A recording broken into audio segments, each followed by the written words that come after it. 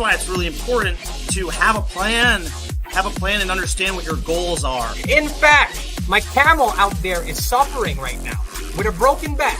So I actually found Pepe when it was only a couple of hours old, and I'm like, oh, this is a funny meme. Oh my god. Yo! Who is this degen? The old man is swing trading over years at a time.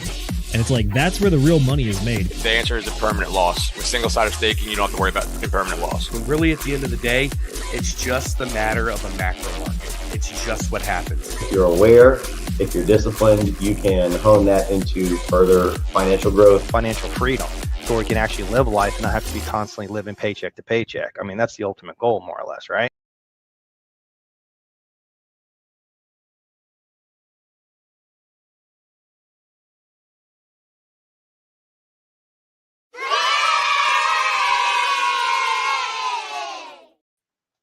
Ladies and gentlemen, boys and girls, crypto degenerates, ducks and squirrels, welcome to episode number sort of 90 of the Book Club. I'm going to be your host for tonight. My name is Will Stevenson. Hello to everybody. If you guys don't know who I am, I'm a traveling iron worker. I go around the states doing TV and radio towers and other such cool things. And I'm joined tonight by a very awesome Hexagon. This awesome Hexagon is actually the dog that you see in the chair. It's not Mr. Fantastic David Lee Durr. Some of you guys might know him as Moondog.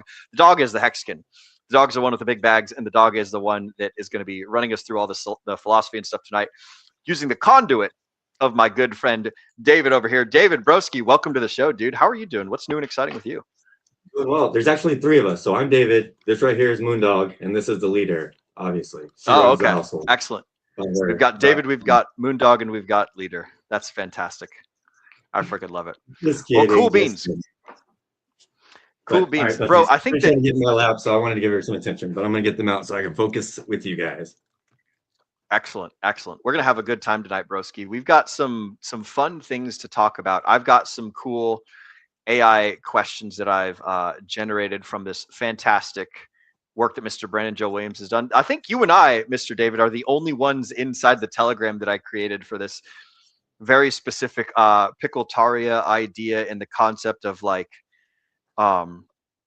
learning about the monetary system, learning about the legal system, getting more knowledge and stuff. And man, I really love the way that you've taken like the AI stuff and ran the information through it in such a way that we can like dive super deep in an autistic style into like all the wonderful things that Brandon Joe Williams is talks about. So for the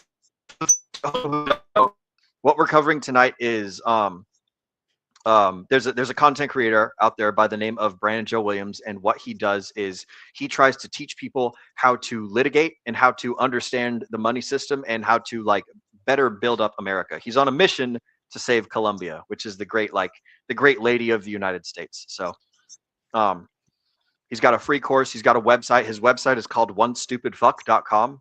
And it's like, it is purposefully marketed to look absolutely ridiculous and turn offish to any normal person who might go about and see it. And basically it leads most people into like this funnel that will take you to a whole bunch of YouTube courses, which we're covering the first video of tonight. So he's got a 28 video series.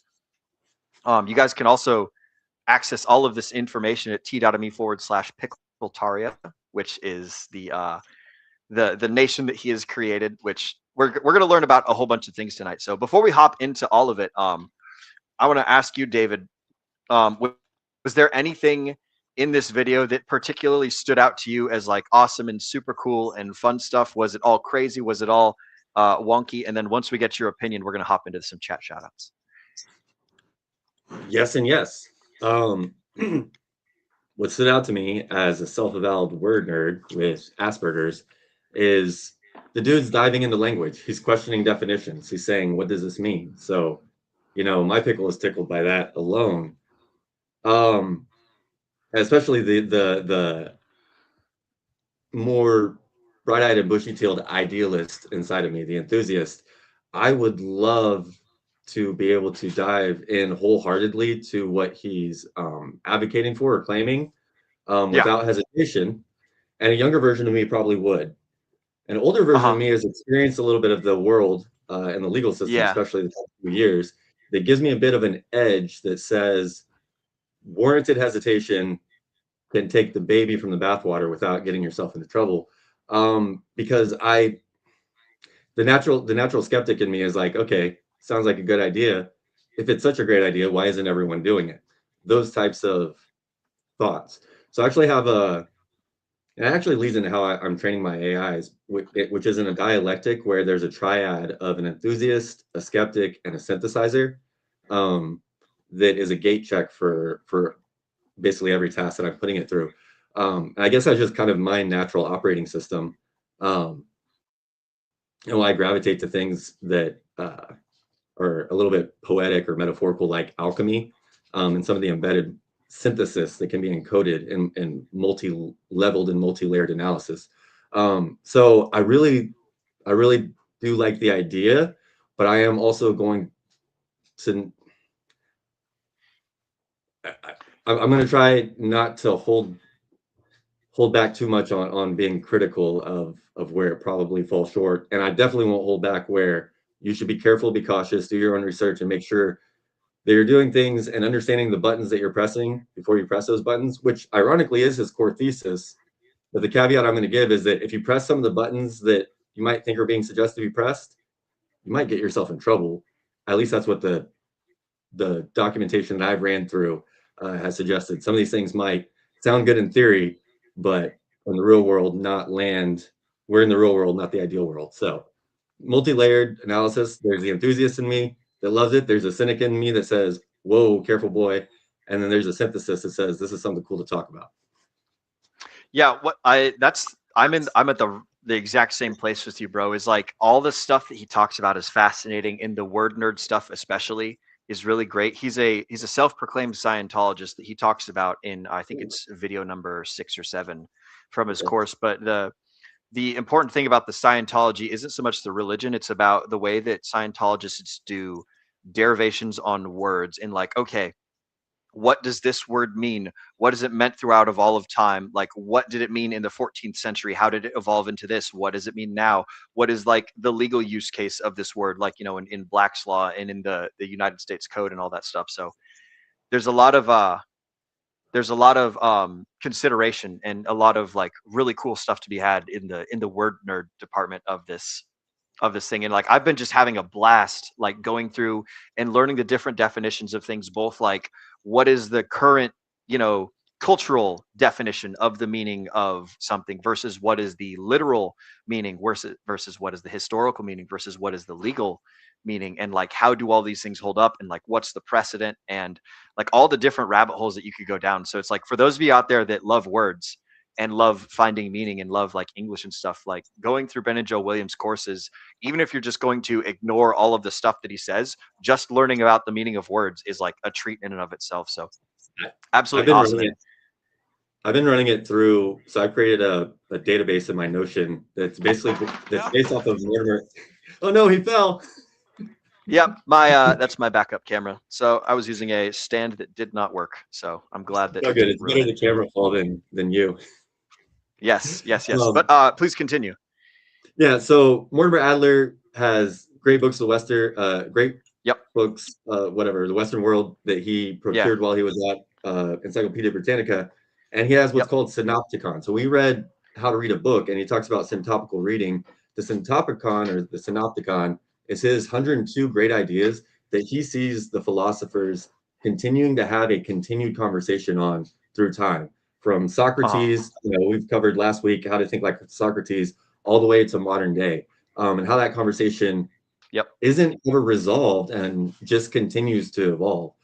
So I took Brandon Joe Williams. So I created a pedia of philosophers and profiles and ideas and databases that I'm building a game off of. But I've been running Brandon Joe Williams' thesis through some of these skills and agents and databases that I created to hear what Socrates would say or what Marcus Aurelius would say, and then having some of the philosophers argue with each other. So it's been fun for me to sit here and then go back and have all this to read from that third party, fifth party, but third party perspective. Again, synthesizing everything, and then I actually got a little ambitious and was trying to put together some rap battles to maybe preview on screen tonight. And I went down a few rabbit holes, one of which I talked to you briefly about before we got on stream. But oh man, so many rabbit holes we could go down.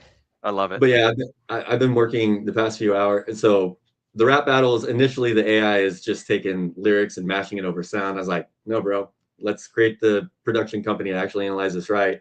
But yeah, no, it's been fun. And I haven't got the chance to refine and iterate to have, you know, a rap battle that to show tonight.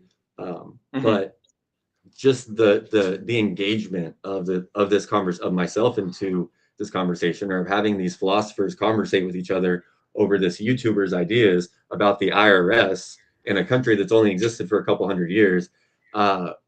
It's really fun stuff. Like this is fun. Yeah, I gotta say, I'm way more excited about the notes that I think that you have, like compared against the notes that I have. And I literally just ran the PDF of the transcript through ChatGPT and said, like, hey, I'm covering this on book club tonight. Like, let's make some like easy to discuss topics for the folks at home, and let's also have some questions of like more autistic stuff, as well as like a bit of a rundown. So we'll get into all that in a second. What I'm going to do next, Mr. Oh, sorry. Have you finished your thought? Because if so, I'm going to run into chat shoutouts. Okay. Yes. All right. Sweet. So, ladies and gentlemen, it's time for the best part of the show. It's time for the chat motherfucking shoutouts. The part of the show where we get just as down and dirty with you guys as we do with this book, and with in this case this video that happened. So we see the pupperinos, and we see the folks at home. So starting off with Mr. Diamond Hand Degenerate, who rolled in here at 10:41 a.m. Eastern time. He lets us know that there is no second best. Ladies and germs, absolutely right. There is no second best. The best is all that there is. If you're not first, you're last was a great quote by the late and great Ricky Bobby, for those of you guys who know him. Shake and bake, baby. Shake and bake. Let's see, man, my freaking phone charger keeps wanting to fall off of the desk, and it's ruining everything, but we're just going to let it be. Okay. Yeah, he's going to come at me like a spider monkey. So there is no second best. Shout out to you, Mr. Diamond Hand Degenerate. Good to see you, broski. Good to see you. We've also got a loyal, late and great, my good friend, Mr. Slide 180, Mr. Josh, which, by the way, I was going through my truck earlier, Mr. Josh, and I found some of these fantastic bottles that I've been meaning to give back to you. So for those of you guys that don't know, my buddy Josh makes some delicious mead that he has he's made for me a couple times, and so I made him these stickers for his wine bottle. They're made out of 100% friendship, and they're almost always some sort of lingonberry or raspberry or cranberry or delicious some kind of mead, and it's super awesome and cool. So it's good to see you in the chats, broski. Here's mead to a cheers.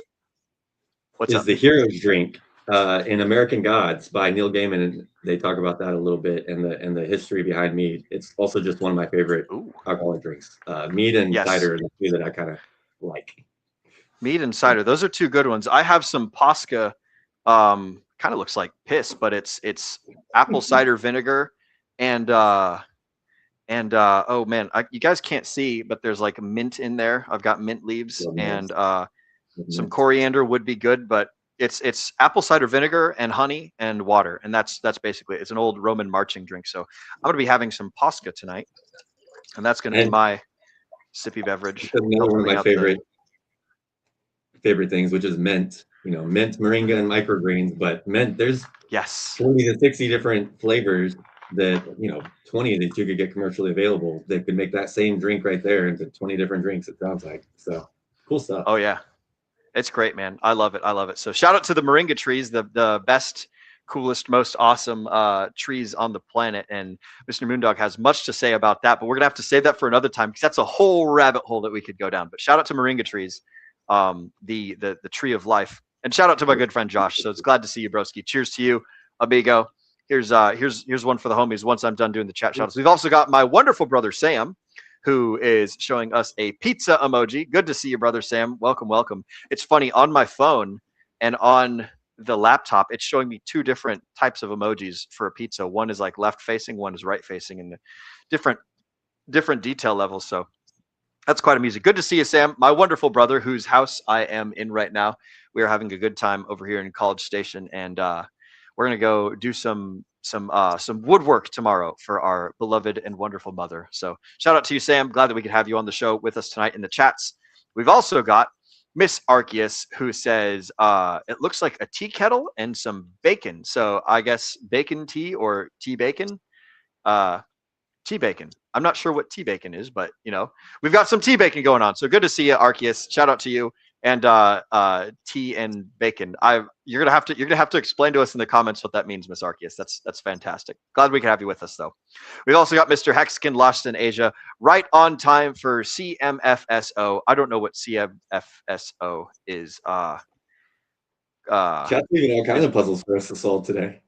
Oh, chat motherfucking shoutouts, baby. God damn right. It is time for the chat motherfucking shoutouts. Yes, you made it, Mr. Hexkin lost in Asia. You made it right on time indeed. It's a good thing that like the beginning of the show is still full of like fun stuff, you know, introductions and cool things, but it's like the people roll in slowly after the show goes live. As a matter of fact, speaking of the people rolling in after the show goes live, we've got Miss Tam Tam who says, hello, gentlemen. Hello to you too, Tam Tam. Shout out to you.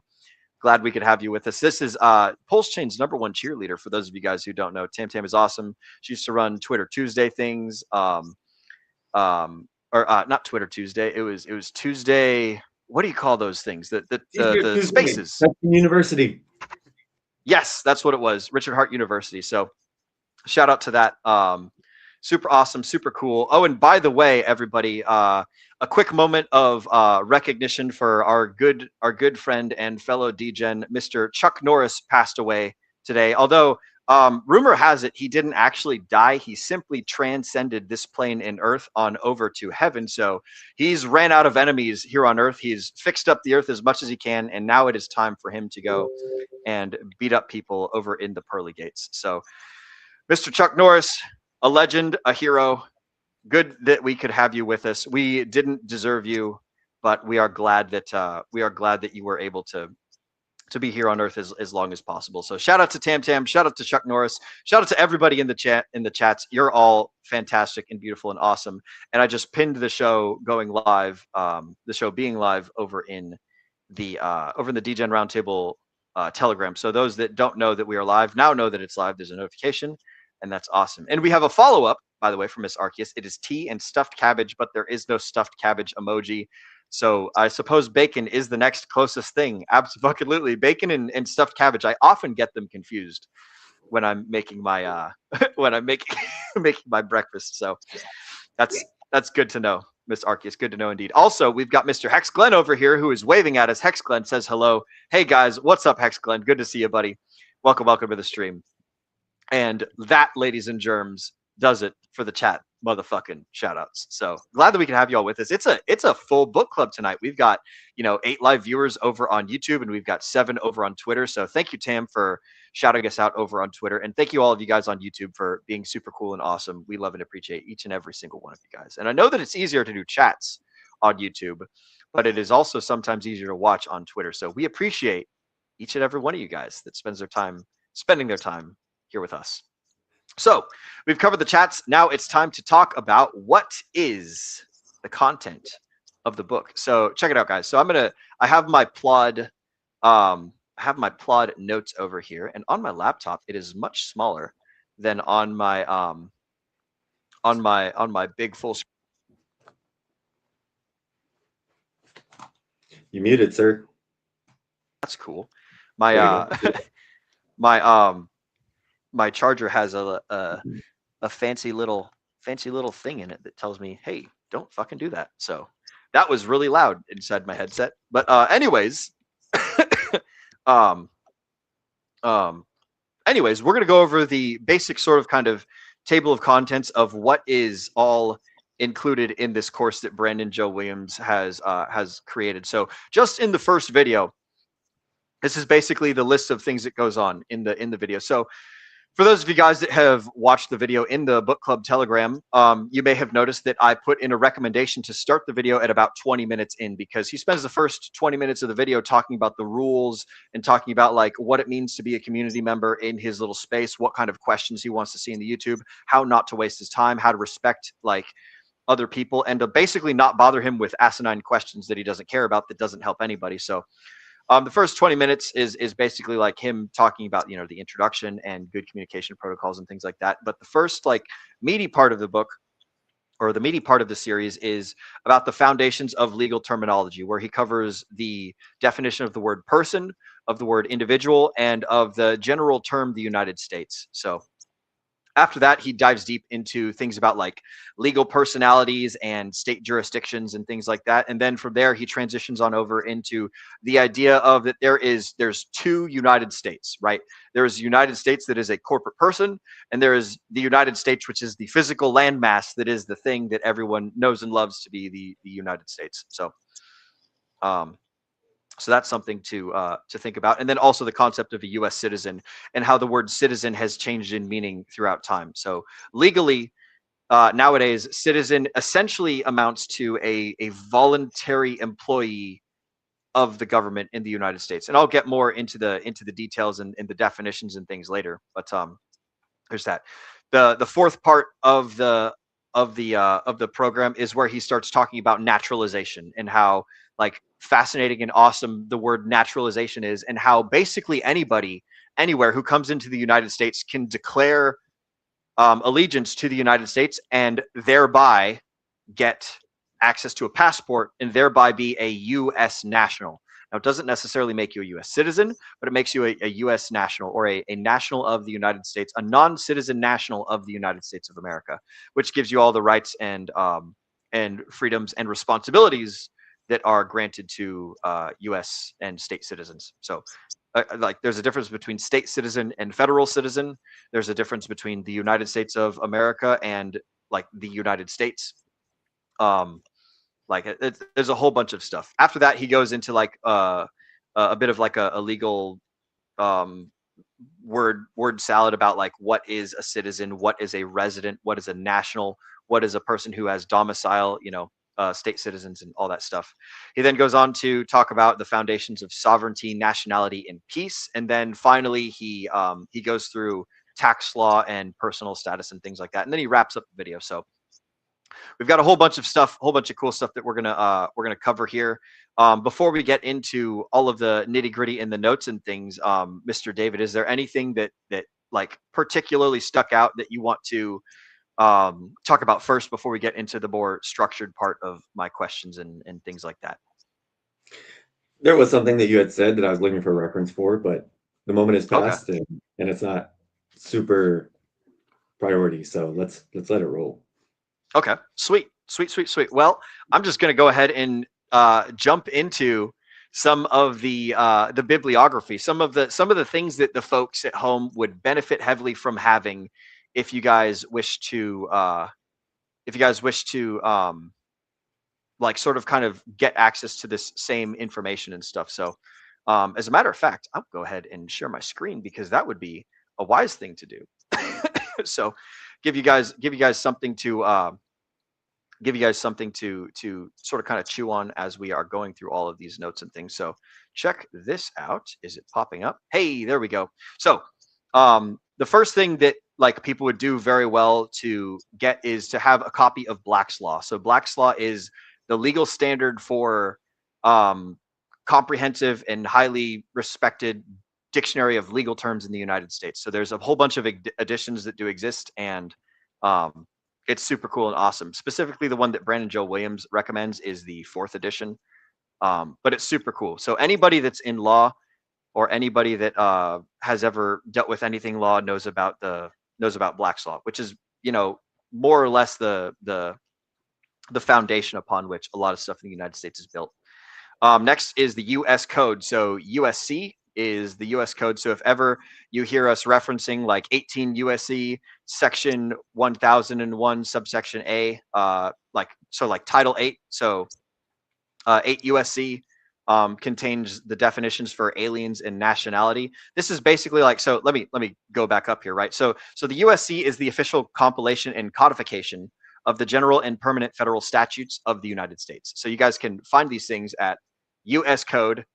Here's the linkity link, uscode.house.gov. So if you guys are ever looking for like definitions and things, right? So the first thing he talks about is aliens and nationality. So if we go ahead and click on that, right, then it'll bring us into this this little thingamajigger here. So we've got 8 USC, chapter 11, nationality, and then we click on that, and it'll take us down a whole little rabbit hole of all sorts of things. But anyways, that's like, this is exactly what I was going to jump in on earlier, but I wanted to find. Yeah. So talking about non-citizen nationals is something that comes up a lot. Seems like it's central to what he's trying to advocate for.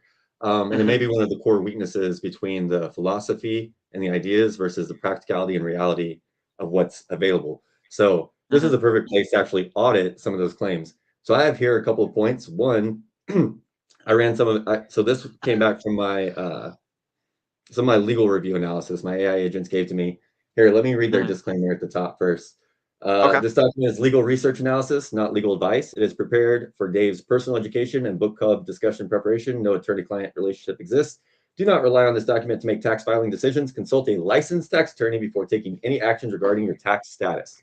Now, we are talking about tax status, but we're also talking about, we're in US Code 11. I have to find the page after what. But I know the points. The first contention is that we're looking at definitions from the Immigration and Nationality Act, and there's a separate part of the U.S. Code where the tax code actually has definitions that it uses for its own. So there's tax code and there's immigration code, and words that sound like they're the same word are used in both, but they are not the same entity in each of those locations because they are defined differently at by the jurisdiction that's using them. So 2 core points to bring up. Let me actually find them again. So the first one was the conflation of immigration law and tax law. BJW uses 8 U.S. Section 1101 Immigration Nationality Act definitions to make tax law arguments. These are different statutory schemes administered by different agencies with different definitions, different purposes, and different judicial representations. The Immigration Nationality Act definition of national does not override the IRC definition, Internal Revenue Code, of taxpayer. Tax law has its own definition of who owes taxes, 20C USC 1, 20C USC 7701B, and those definitions do not depend on immigration status classification. And then the next one, to clarify, the non-citizen national status is not elective. The most critical weakness, non-citizen national status under 8 USC 1101 is a status determined by birth in a specific U.S. territory, primarily American Samoa. It is not a status you can elect into. The State Department will reject a passport application from a Texas-born applicant who claims non-citizen national status. There is no administrative mechanism to become a non-citizen national if you were born a citizen. So that's why also understanding the definitions of words and in their context where it makes sense, because a non-citizen national is a very specific thing. It's these people are considered nationals. The United States government is the nation that they belong to in America, Samoa, etc., but they are not citizens. So it's a very specific thing within the Immigration and Nationality Act. And then the tax code, it's going to start using different parse language, but assuming that it's already applied to the citizens. Obviously, people who don't, they're assuming that people who don't owe taxes aren't reading the tax code, so they're using a different definition basis to begin with. Anyways, that was my 2 points to jump in and let you riff from there. That's good. I like that, and that is important. And that's one of the things that I was thinking about is like, what if the IRS has a different, set of rules that it uses for things than the Uniform Commercial Code, which here in Texas we don't have the UCC. It's the same set of we haven't even got into the UCC yet. We're still in the USC. The USC is the United States Code, and then UCC is the Uniform Commercial Code. That's what they use in California, which is where he's at. UCMJ. Here in Texas, or UCMJ over in the Marine Corps you can get incarcerated for adultery under the UCMJ. Yep. But cannot get incarcerated for adultery. Not in regular what are non-military folk called again? Civilian world. Civilian world. I think citizen, but civilian. Anyways. It's a But yeah, knowing what code you're operating on is one framework to understand. And then, Mhm. like you said, there are these different layers of the codes within the codes. And then there's the actual physical layer of when you show up to court, the human components that are within this system that's based off of ideals. You can have the exact same arguments laid before one judge and laid before another, and you're Mhm. going to get two different judgments based off of how they're feeling or how they understood things. You can have the same arguments presented by different representatives for those arguments, and you're going to get different outcomes. There's a lot. There's a lot of layers that go into the law and its attempt to serve justice.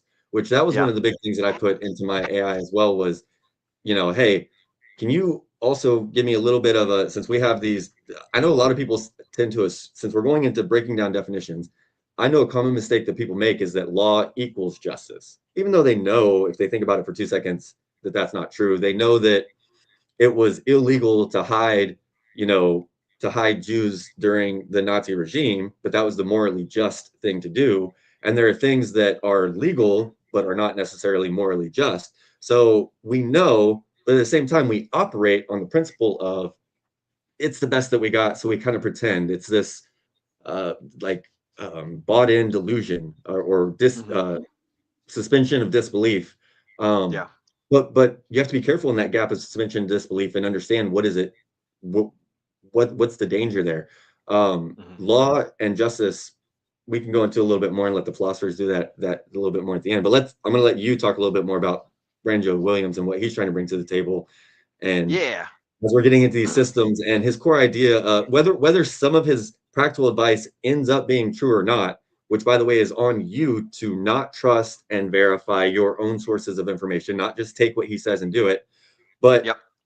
the ideas of the process, I'm going to say, is worth it, because Socrates suggested a couple thousand years ago, and we're still doing it here. It's questioning things. It's what every 5-year-old is born with the instinct to do. Why? Mhm. What? So, I'm gonna let you spin because I've been talking a bit. No, it's good, man. And like I like the point that you're making about law and justice. The way that I see it is like, law is just things that are written down that we agree to from time to time. And it's not perfect and it is flawed. And justice is like the practical application of all these things that are written down.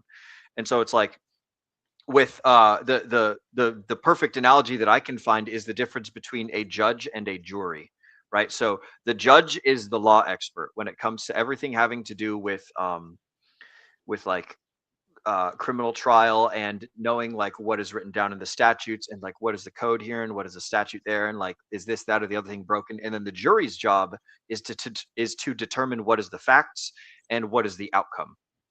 So like the judge is there to explain the law and to organize the court, and then the jury is there to make the decision as to like what happens, what is true, what is not true, this, that, or the other thing. So I think that's at least in my own There's interpretation. Oh, and I'm gonna forget the term right now. I should look it I could be up. totally wrong. I'll probably find it. What's up? There's a What are you legal thinking? term that you are not allowed to even bring up in a courtroom. Like nobody is allowed to whatever because of the consequences. But as a real life anecdote, I tiptoed around suggesting to my attorney that this might be our legal strategy because the case Hmm. basically it's jury nullification, and it's where the jury knows Yes. that you're guilty, but they say Yes. that you're innocent because they decide that justice is better served by an innocent rendering. And um what's great is that sets a fun precedent for future like legality things. And then, like that's one of the things that libertarians love is jury nullification. and courts hate it, the court processes hate it. You can't bring it's restricted as it can be while still having to be respected as a reality, honestly, because there's a human component that what the fuck can you do about it? It's a reality that exists, that no matter what the law says, there's always going to, if you're leaving the final interpretation of that up to some group of humans, they could say, well, we know what it says, but we also have these other factors that we decide what it's supposed to say, and they can make the decision that the spirit of the law is actually above the letter of the law, which is something that every fucking plebe at West Point is taught as basic knowledge that you have to memorize, that the letter of the law is meant to serve the spirit of the law. And whenever it becomes counter to that mission, whenever it's undermining it, fuck the letter, do what you're supposed to be doing. Remember the purpose in the first place. The problem is in a Yes. legal system that's based off of all of these guys are selected for and trained off of their ability to operate effectively in a procedural system, to understand regulation, blah, blah, blah. So they're fucking procedure robots sometimes, a lot of Yeah. times. Which is no better than a learning language model. It's no better than a computer. You know, it's like the human element is important. But I'm sorry, I should have interrupted. Go on. Oh, Please. you're good. It's just like there's the procedural element of the law, and then there's what that procedural element is supposed to be serving, and then there's the human understanding that we haven't got these things to 100% yet. Like we're struggling, but we have the best that we can think of so far, allegedly, at least, and we all consent to it and go along with it. Therefore, it continues to go along until enough people decide, fuck this, it doesn't work, and they rebel against it. Because another true, it's something that's philosophically and at a meta level true. Like at a higher level, it's true, but some people could criticize Brandon Joe Williams' philosophies for is one of his central things to the philosophy is what we all believe in crypto inherently is that you're signing your own man there. I think Machiavelli had a quote. It was like he's like, it's the best revenue stream where slaves are writing their own contracts. Like you're consenting to your own slavery. And Yep. the liberation, the freedom is in your taking the responsibility to not just suckle off the teat of the nanny state and whatever the environment around you, tries to entice you into suckling off of, versus taking that sovereign power and projecting it out into the world to affect the world from within yourself. But I've gone off on another tangent here, and I think I have. No, that's good. That's good. That leads me sort of kind of into like I wanted to delve into the fighting between the different philosophers. So can you give us like a quick rundown of your AI engine and like what philosophers you had chosen to process this information and why? I can read some of the output files that they put together because I already have them up and it'll come in. Sorry, I had a thing that I had to get rid of. It was like a pop-up screen and it wasn't going to. Oh, you're all good.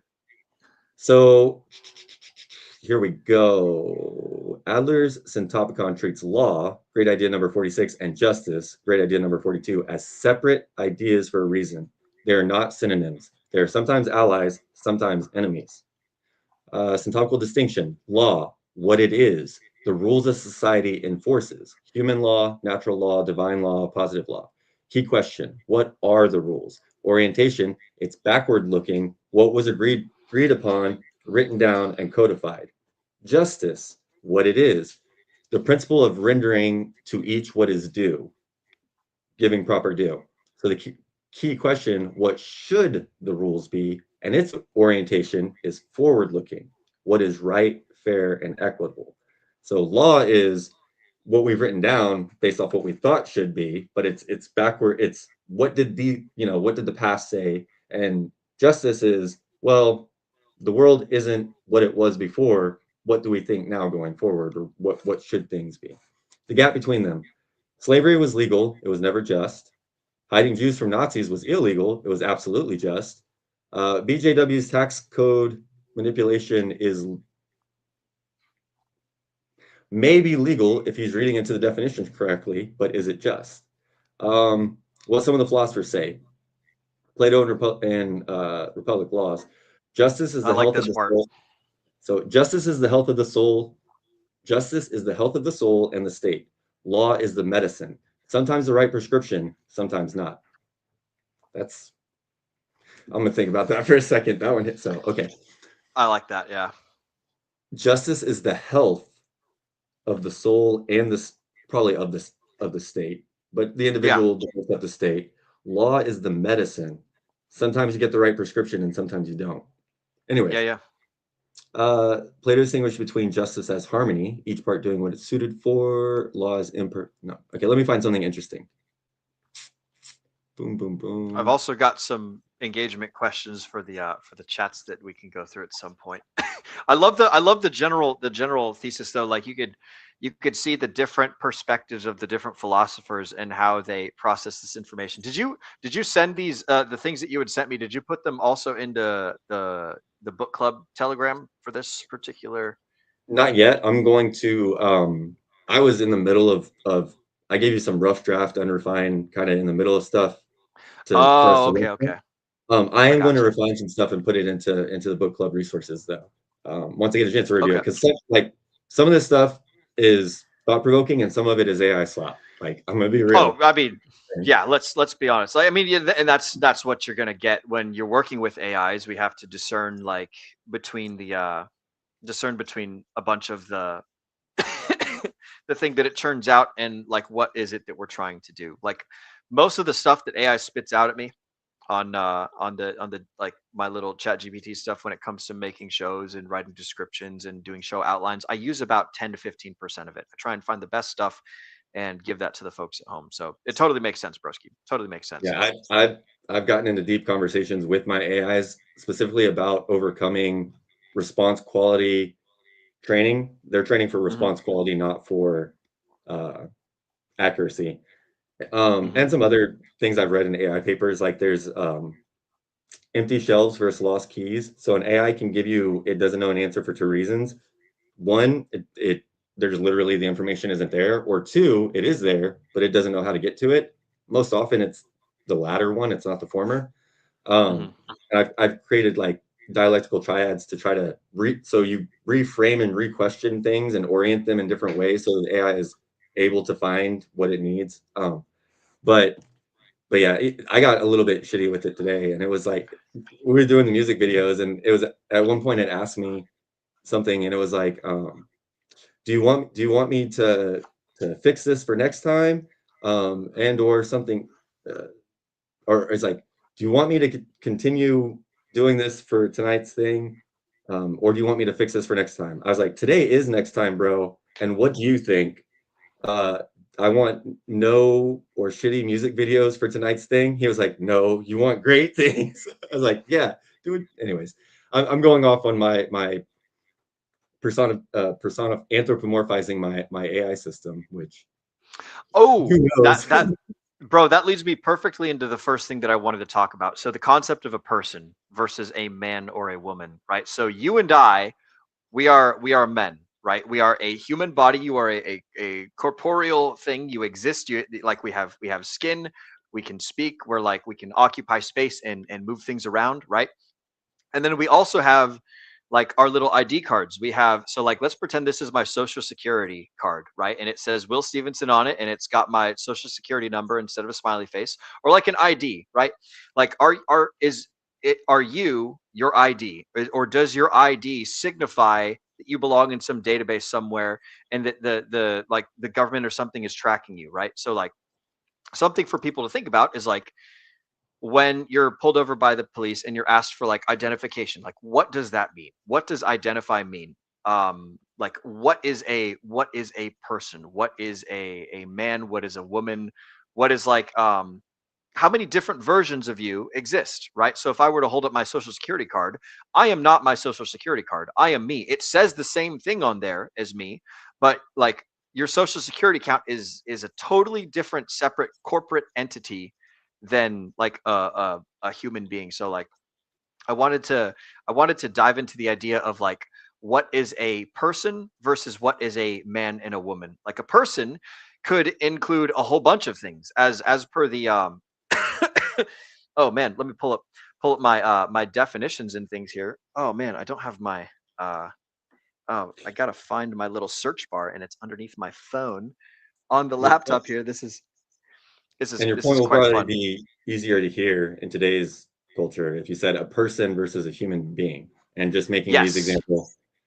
Citizens United, which I was arrested on the Capitol steps for protesting against when Bernie was getting rammed during the Super Tuesday Yeah. primaries back in 2016. Anyways, I was there with a bunch of vet friends, and Citizens United basically allowed corporations to have to fund political, have like unfettered access to funding political campaign on the precedent that corporations are persons and their speech is therefore protected. Yeah. So and then when their speech, it's like that caveat that Zenith threw at us when we were talking about stuff last time. But when it's also money, it's like, yeah, when it's also money, then there's extra factors that get layered in. And corporations' speech or corporations' money is not the same as individual speech that, you know, the protections that were put in place to protect the latter are being applied to the former. But you were talking also about identification or IDs and stuff. Now, so what is an ID versus what a person is? Well, an ID isn't a person. An ID is supposed to signify or identify some aspect of a person, at least when it's a physical document or in a database. If you're walking into a building and somebody says, identify yourself in a loud tone, they're not asking for a piece of paper. They're probably asking, you know, if I say I like ducks or I like turtles, like I might be identifying what I like and something about me, but they don't give a fuck. And I might get shot for being that careless and being able to identify myself and identify the environment that I'm in and identify what's being asked of me. Dude, identity. It's like, are you friend or foe? Do you belong here? Sort of thing. Identity is a question that just spirals into fucking absurdism unto itself.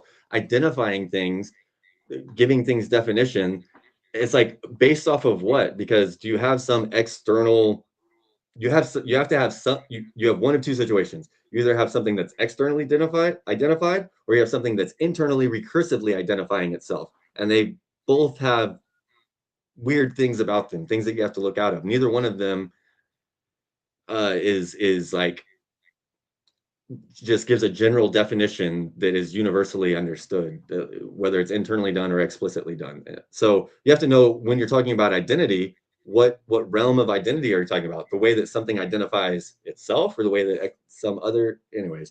That this is literally the first book of the Bible, of Genesis, story of the Garden of Eden type stuff. Whatever they're talking about, God gave man the power to name the animals. It's an allegory for the power of the word that we have in defining things and defining and communicating to each other phenomenon and experience and feelings through these symbols that we've encodified into words and paragraphs and memes. A meme is a bunch, it's an idea encapsulated into, you know, some other medium form, now the internet with visual and auditory, but it's an idea. It sparks a feeling, it sparks a sentiment. Like this is we're gonna go down foundational literally Genesis creational stuff, because once you're identifying something, once you're giving it form, you're giving it substance, now you're giving it boundaries. Now you're saying where it does exist and maybe where it doesn't exist. Like so being able to identify yourself, being able to identify the forms before you sign them that you're consenting to, being able to identify what's going on around you, being able to identify and articulate the emotional phenomenon that are happening inside of you and what to do with it. You know, that's another fun little tangent that we've talked on and is core to my book club experience, because one of the first things that I learned coming out of the military, before the military, being raised by a mother that was in and out of 12-step recovery programs. So I just had stoicism as a learned survival trait that served me well in the military. Come out, want to be a new dad with a stable family, because that was the most important thing to me with growing up the way that I did. It's like read a book by a neurosurgeon that says the best thing that you can do for your kid is teach them how to identify and articulate their emotional experiences. I was like, the fuck are you talking about, bro? All right, here we go. And thank God I had the autistic part of me that hadn't been fully identified yet, but that at least still was there and naturally latched on to the word game part of that, of defining, you know, these fluid experiences that we call emotions, or, you know, anyways, I've tangented again. Get me back on track. We've tangented, but we're going good. So the thing that I wanted to cover was the definition of a person, right? So what we have pulled up on screen right now is we've gone to Cornell Law School. So for those of you guys, actually, let me pull up I've got so many resources. So for those of you guys that want access to all of the stuff that I've collected on all of Brandon Joe Williams' classes, again, t.me/Pickletaria is where all this stuff can be found. And I'll go ahead and post the link for it in the in the book club and in the chats here in a little bit. But the first thing, the most important thing is like, what is a person, right? So, and this is from 28 USC section 7701, right? And it is, oh man, I have to pull up. Okay, here we go. Person, right? So again, 26 US code, subsection 7701. We're in the definitions, right? So anybody can look this stuff anywhere. Part A, section 1. All right, person. The term person shall be construed to mean and include an individual, a trust, a state, partnership, association, company, or corporation. So a person is a whole bunch of different things. A person can be a trust. A person can be a corporation. A person can be an association, a group of people. It can be a partnership. It can be an individual, right? So like you and me. All of these things have their own little definitions in the law, but the important one that we want to focus on is corporation. So I'm going to go ahead and click that. So and that will, yeah. Go ahead. Go ahead. I was just going to say, so this is from 26. This is the tax code. That was the first thing that I was going to say. These are the tax code definitions. So we're in the tax well, so code this is United States code. This isn't this is the tax code, but this is the US this is code. where tax law starts to define person versus US 71101, which is where Immigration Nationality Act is defining persons, and they're using it for different purposes. But my point being, we're in the tax code layer of the tax code will recognize this definition of a person. Yes. So important things for the folks at home to remember. But anyways, this is what a person is. So like but is it? Because the first thing that jumps out to me, this is where my word nerd and my math nerd start to make a Venn diagram, is set theory. Which it's funny because Venn diagrams are set theory and unto themselves. But set theory in a person can be multiple other persons. Therefore, now you can have a person that's made up of persons, and that person could be persons, and they could be. Now you have the Bush dolls of persons. And this self-referential recursive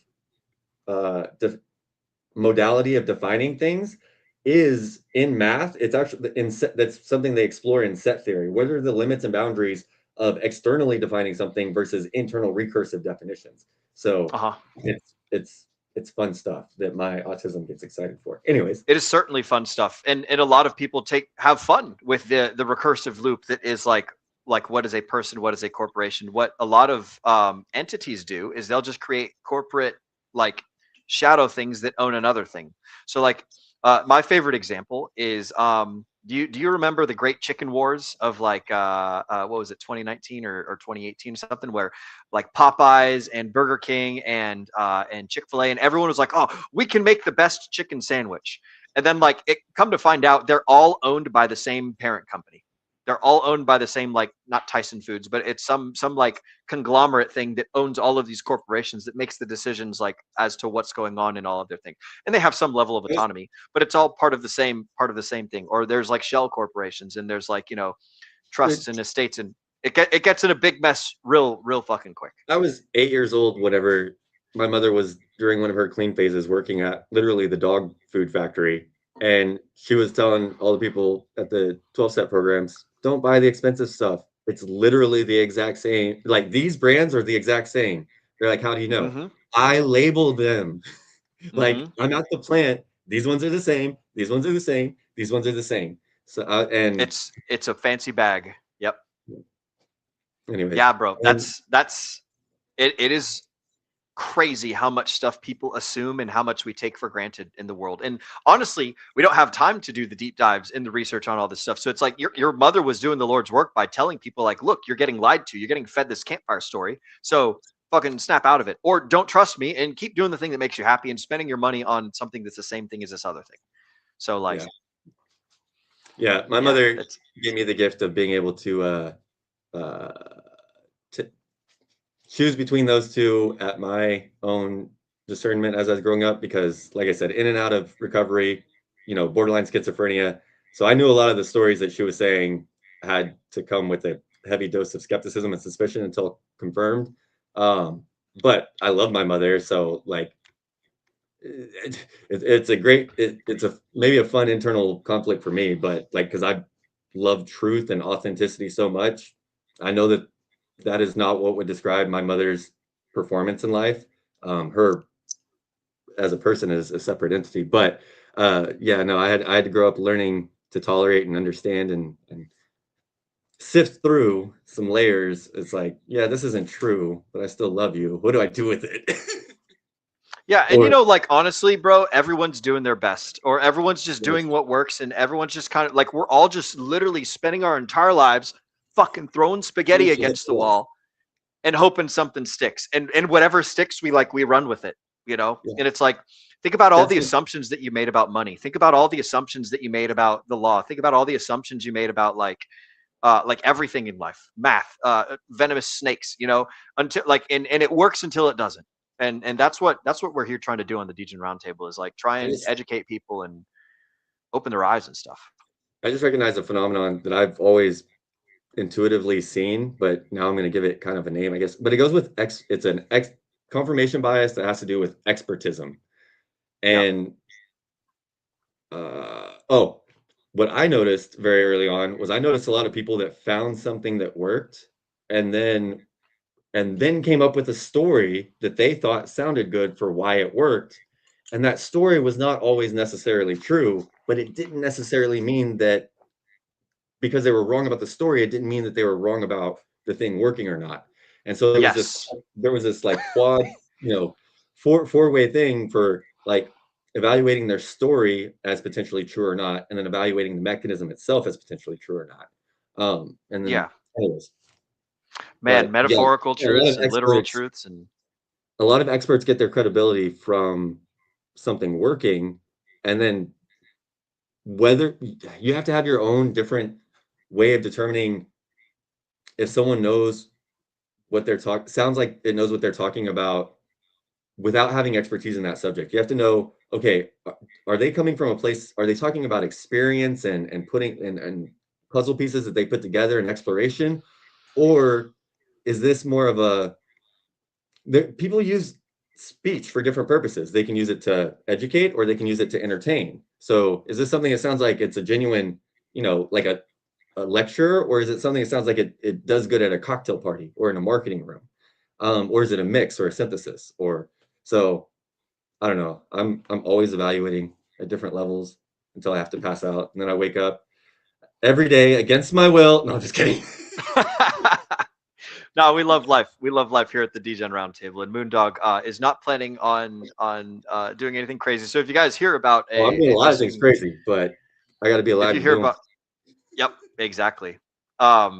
You had said something that I wanted to touch on, and I totally forgot what it was. The moment is lost, but that's okay because like everything's a campfire story. Everything's a campfire story, and we're doing our best, and we're trying to figure it out, and we're gonna get it wrong a lot. So just be ready to recalibrate, experience ontological shock, and figure it out from there. So anyways, what is a person? A person is a great many number of things. It's not like a physical, meat sack that walks around and, does things. Like your social security account is a person. It is a separate person. It is a creature of the law, an ens legis, something that is created 14 days after you're born or thereabouts, like when they file in the certificate of live birth to the state, and the state says, okay, we're going to make an account for this person so that way they can conduct credit throughout their entire life. Your social security number is a it's not you, it's a separate thing that has the same name as you, but it is a completely and totally different thing. And honestly, it's a tracking tab. It's a tracking tab. Absolutely. If you owned a company and you were doing inventory and you wanted a way to log the history of a certain product or asset or item that you own over its lifetime, you would give it an identifier tag just to say this is this thing, and then it would show up in all of these different, it would have all these other tags associated to it saying it depreciated in value this much this year, it generated this much revenue this year, it needed a new whatever, but it's a tag, it's an identifier tag. That not only like identifies you, but it is also used for like the United States' like credit and financing and stuff. Like your social security number is the Federal Reserve's future value. So like, what do we mean by that?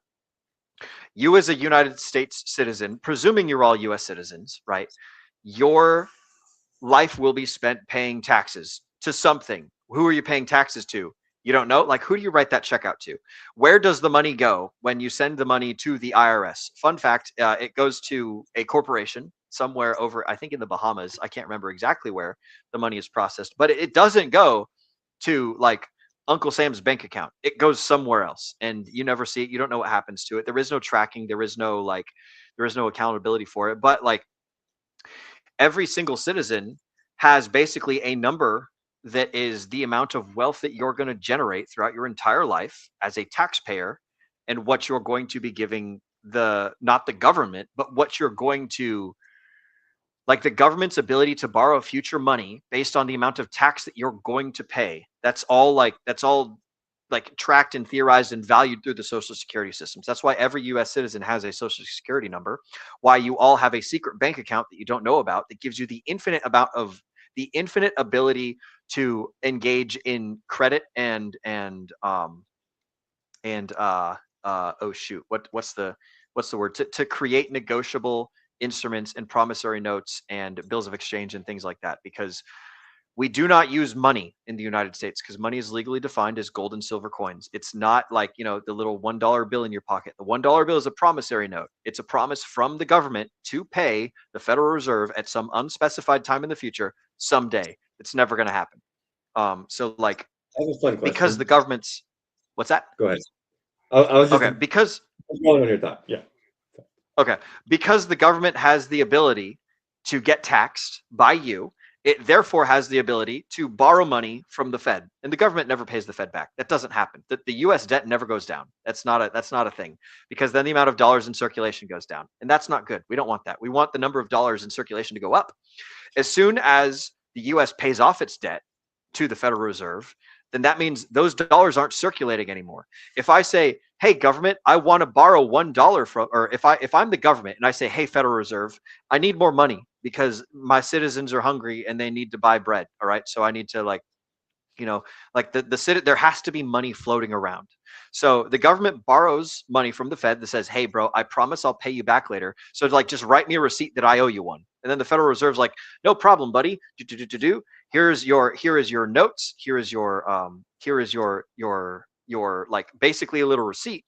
And then when you pay me back, well, I'll destroy the receipt. It doesn't exist anymore. So like what happens is the government goes and borrows money from the Federal Reserve, and then the money is introduced into circulation, and then it's never paid back. And the Federal Reserve doesn't want it paid back because they like the idea of being owed money, and that the US government is always going to be paying some people somewhere some amount of thing. So like the Federal Reserve is neither federal nor a reserve, and it never gets paid back. So I forgot where I was going with that, but the end all be all is that we do not use money in the legal sense in the United States, because money is gold and silver coins. We use currency. We use fiat exchange, which is like, it's only valuable because I say so. It's not valuable because you decide it's valuable.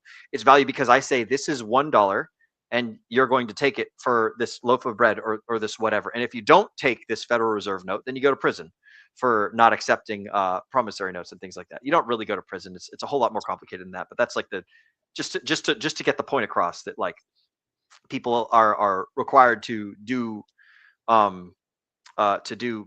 like business in in some sort of valuable thing that is not legally money. So we kind of sort of covered this in Pirate Money, the book that we covered long ago with Zenith. But anyways, I've been ranting. You had a question. Social security number, or Adams, exactly. Jefferson, Madison, Monroe, Adams, Yeah. Jefferson. No, Social Security came out in like the 1916s or 1930s or something like that, right? I don't know exactly, but I think FDR, New Deal. FDR. Stuff. Yep. So it was in the 40s. A great tracking system. Yeah. And so tracking system to try to balance the budget of the proposed democratic socialism that we all honestly live under. If you guys think that the United States is a capitalist nation, yeah, it is, as the nation state who goes around capitalizing on every other thing out there. But we as citizens live under its nanny rules. Yep. It is not what you think it is. The thing that you assume it to be is not true. So like you can live your life under the assumption and be happy.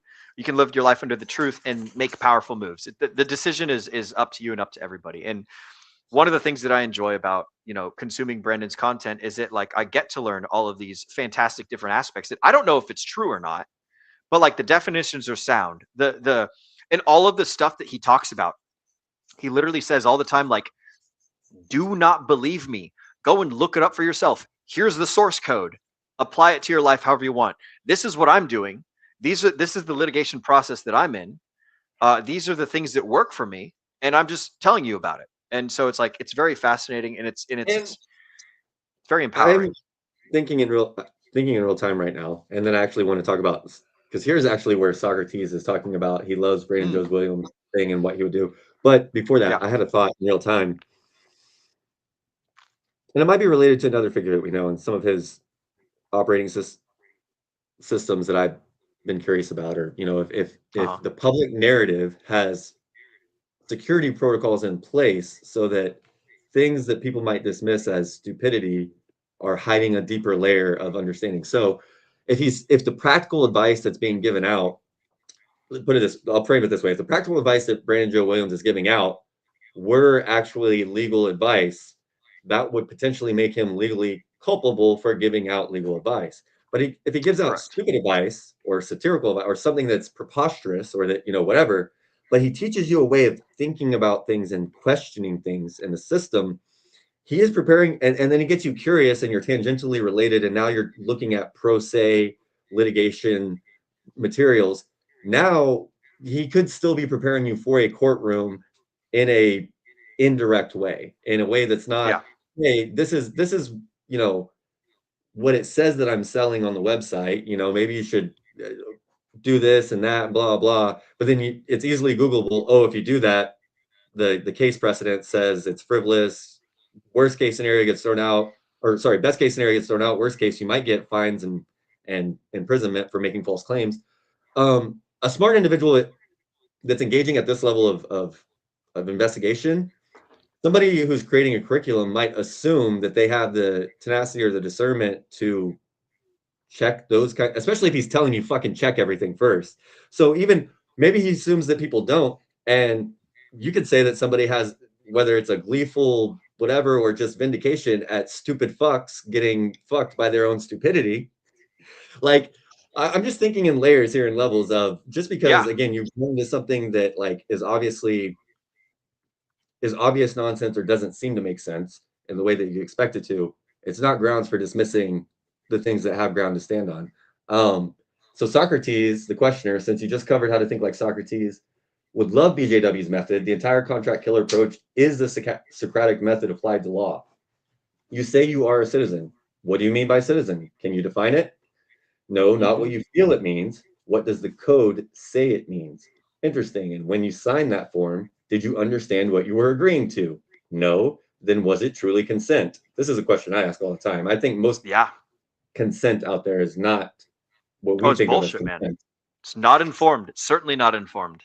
Exactly. It's manufactured to the intentionally to the nth degree. Can a man be bound by an agreement he did not understand? If I sign a document in language I cannot read, have I agreed to its terms, or have I been deceived? Socratic parallel: Socrates spent his life showing Athenians that they use words without understanding them. BJW does the identical thing with legal terms. You say citizen, but do you know what that means? And then Socrates challenged to BJW: you say you found the truth of these definitions, but tell me, Brandon, if you define your way out of one jurisdiction, have you achieved freedom, or have you simply entered into another cage made of different words? Is the man who carefully defines his way to liberty truly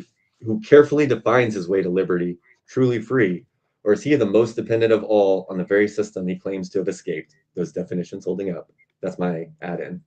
And I got Marcus Aurelius next, but I mean, that is both the value and the criticism of Brandon Joe Williams' system. From my perspective, is the value is he's teaching you to ask questions and to think and to dig deeper. The criticism is he's not giving you the answers. So if you're going there looking for what's the play, like it's not. There's a little bit of performance in the modern like what consumers expect from a a training system, like, hey, go do these things, like that's going to leak into anybody trying to sell something these days. Like, I, I'm stumbling over my own words right now, but I guess the most succinct way would be there's a little bit of a performative part to it. Like there's now I lost it. Anyways, but the question is he selling you something that's real, or is he selling you a system that's real, as opposed, like, in legal terms, like if you check these boxes, you're going to be a non-citizen national that doesn't have to pay taxes. And if you think about that for a second, if that's true, why wouldn't we all do it? And how long till it gets looped up? And also, if it's true, is it moral? Like, or is it only true for a select few who get away with it? And this is actually where I'm probably at, is in a middle ground.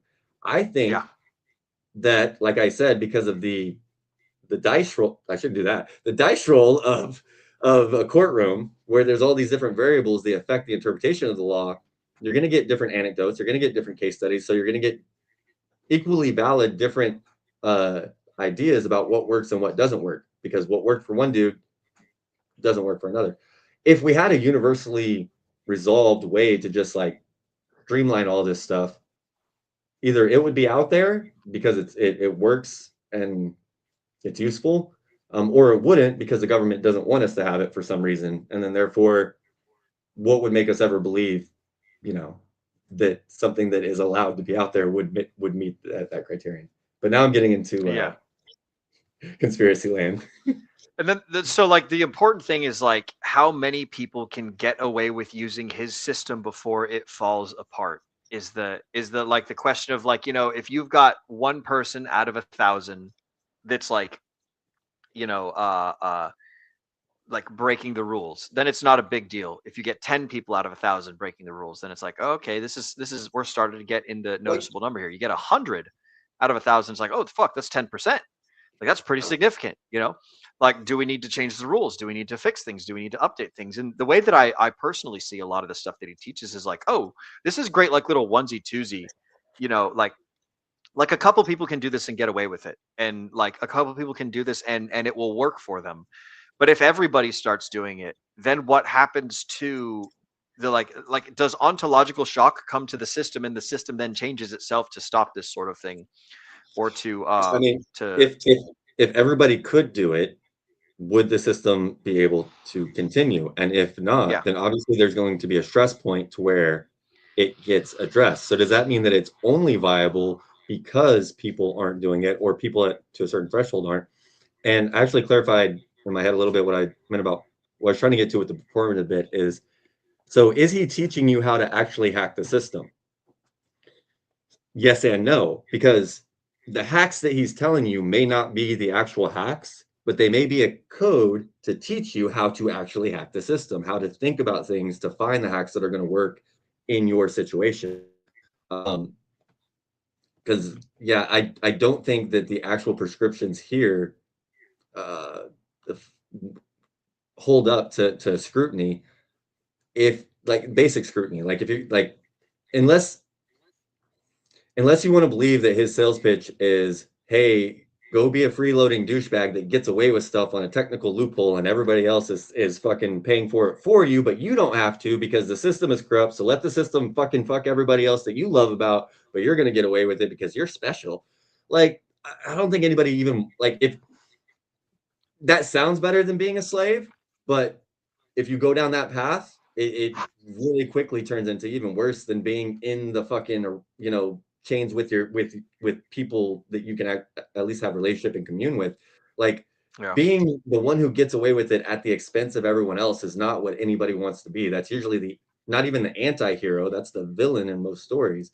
But being somebody who can look at a system and ask questions that nobody else is willing to ask or able to ask, that's where you can be an anti-hero. That's where you can say you can still be against the system, but in a valiant way, in a way that's a productive way, and undermining it so they can be fixed versus abused or exploited.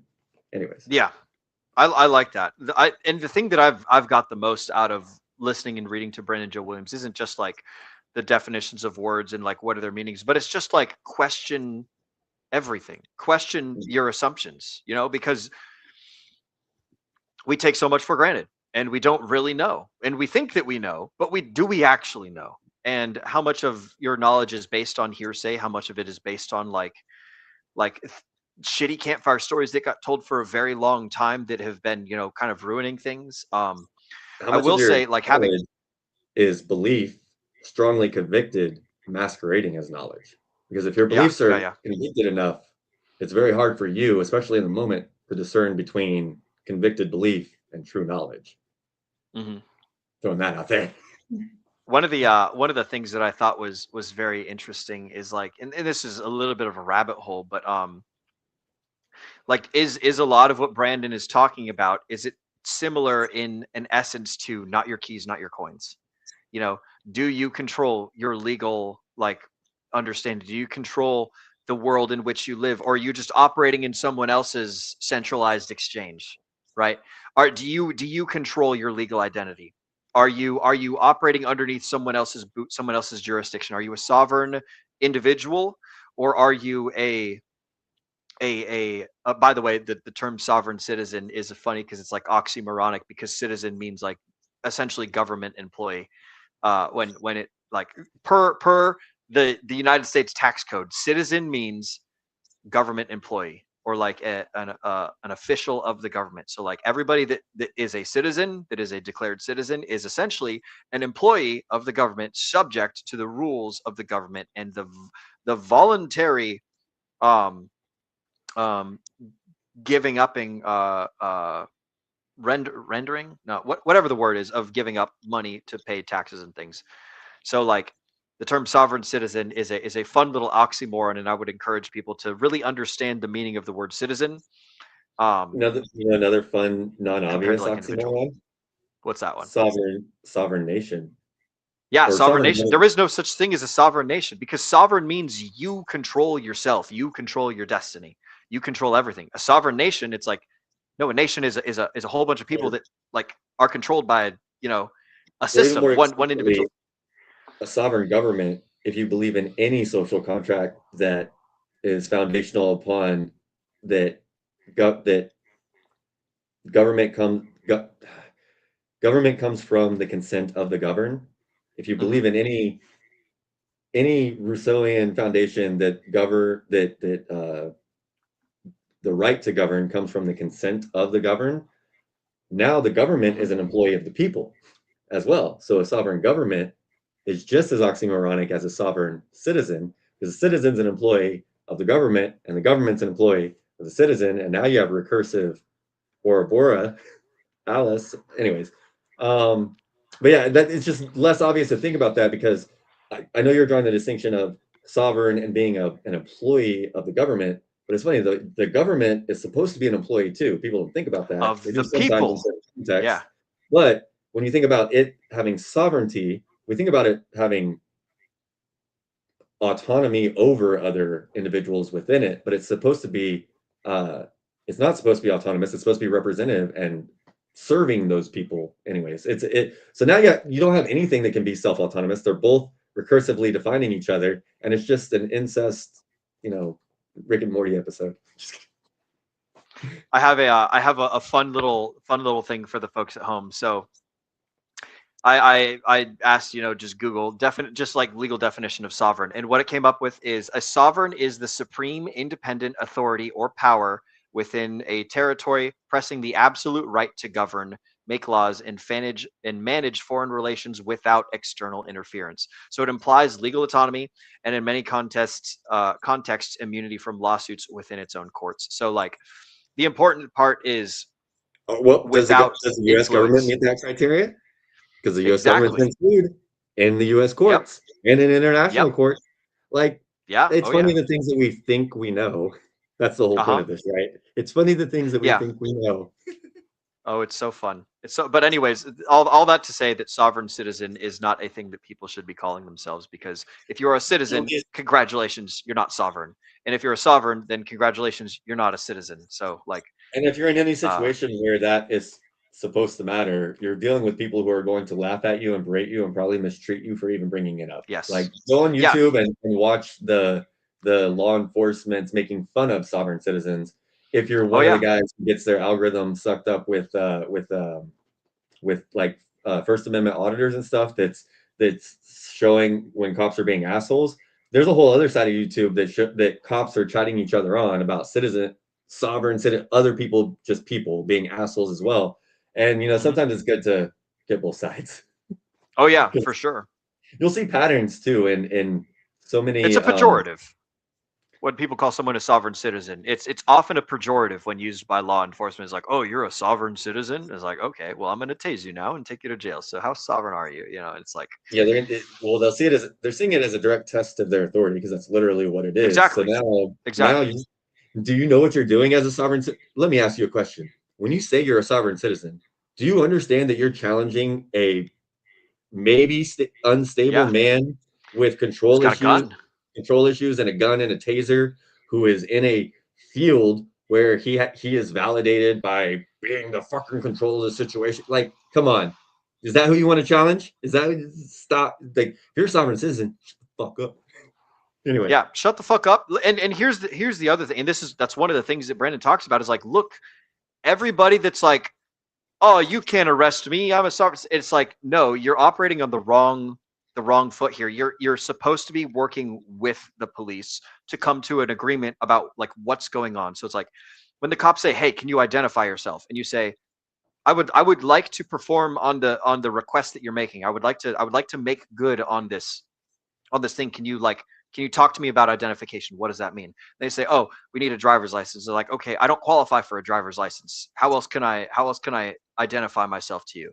Right? If I tell you that I'm Will Stevenson and you don't know what that means, you can't go to your little laptop and type in Will Stevenson in the government database. Like, then how do I identify myself?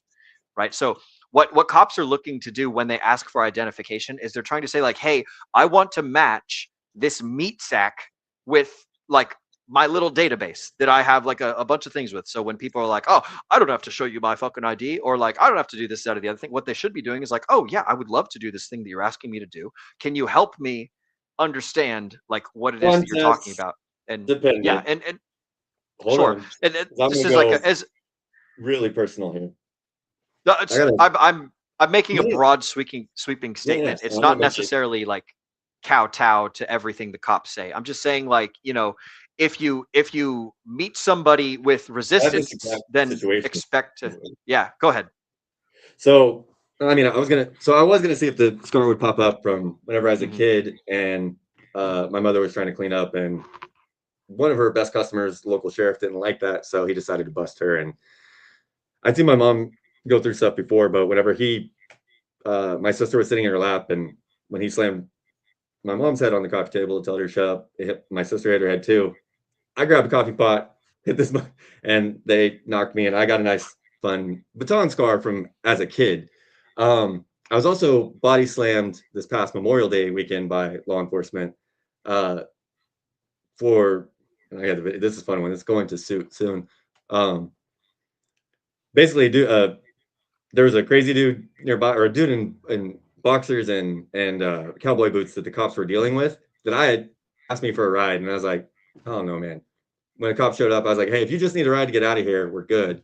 I was like, I can do that. So he started to come over until the cop stopped him, and then I was like, all right. So I'm just recording everything, because now they're around my car and blocking everything.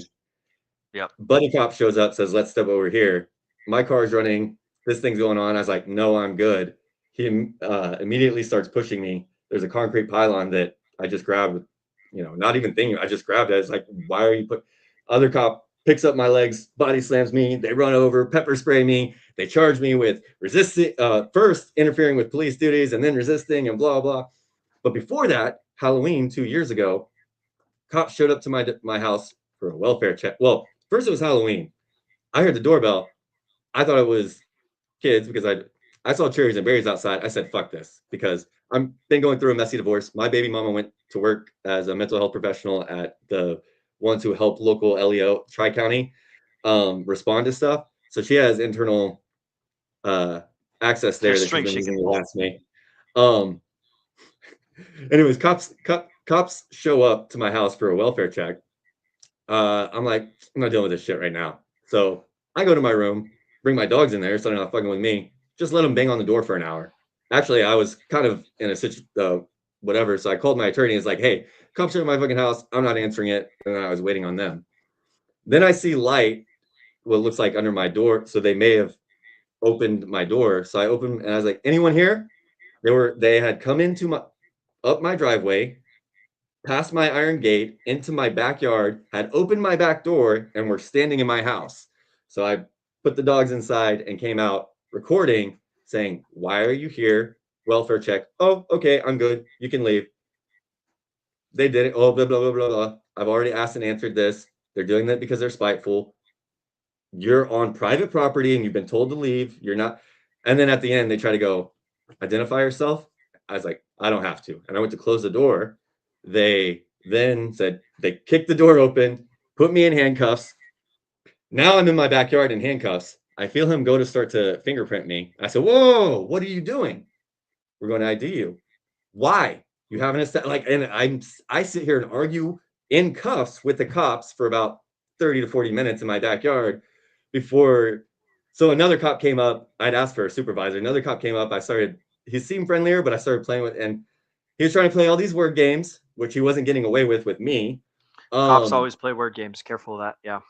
Until eventually they said, oh, we talked to our supervisor. They identified you. You're good to go. And I said, bullshit, man, but get out of here. I don't want to deal with it. So they had trespassed on the private property, went past gate, opened all of this. And in Texas, I'm good to go. Oh, thank you. Yeah, I'm good to go.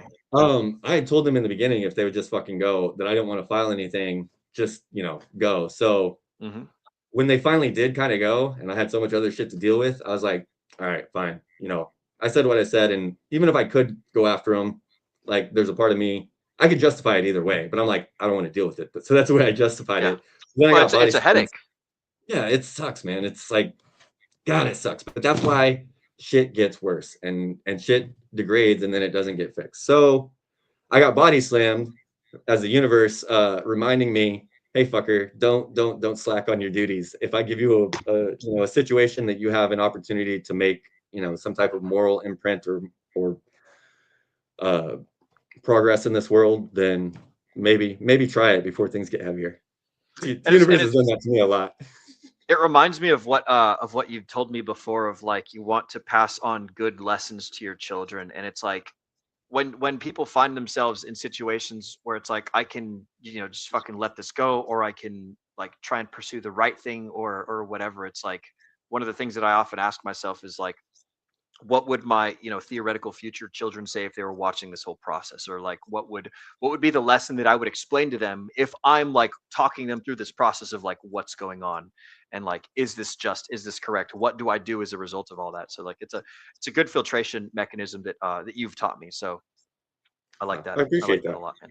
I was just thinking about the game that I'm designing, because so much of it is based off of those fundamental, honestly, just mechanics being codified and playable on the blockchain in an engaging wrapper.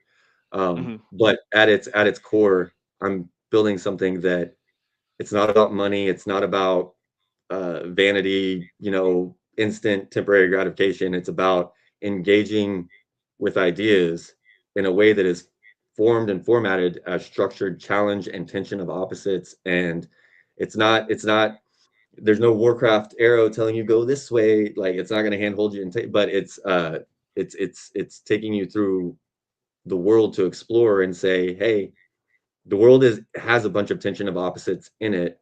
And anyways, it's fun stuff. But gaining that wisdom from experience. If I had to single line it, turning experience into wisdom, and wisdom is your experience codified and integrated in a way that helps you achieve results with better precision or accuracy, because those are two different things, and or accuracy in the future. Because if you're just going through experience, if you're getting experience points, but you're not growing in any measurable or meaningful way, then it's okay, cool. You had a cool experience, maybe. But what translates experience into wisdom is the extrapolation of experience into an understanding that helps you to perform better in the future. So it's like, what is the lesson that I'm going to pull out of this that will make the world and make my stuff better? you know. It's what's the gold in the so in the hero's journey, it's what's the gold that I'm bringing back to share with the town. Yep. I like that a lot.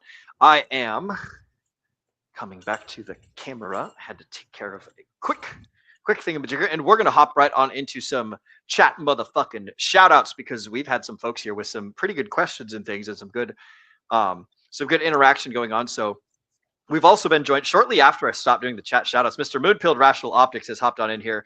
Is it just me, or does Zenith look a little bit different? Good to see you, Mr. Moonpilled Rational Optics. This is Mr. David Moondog Leader.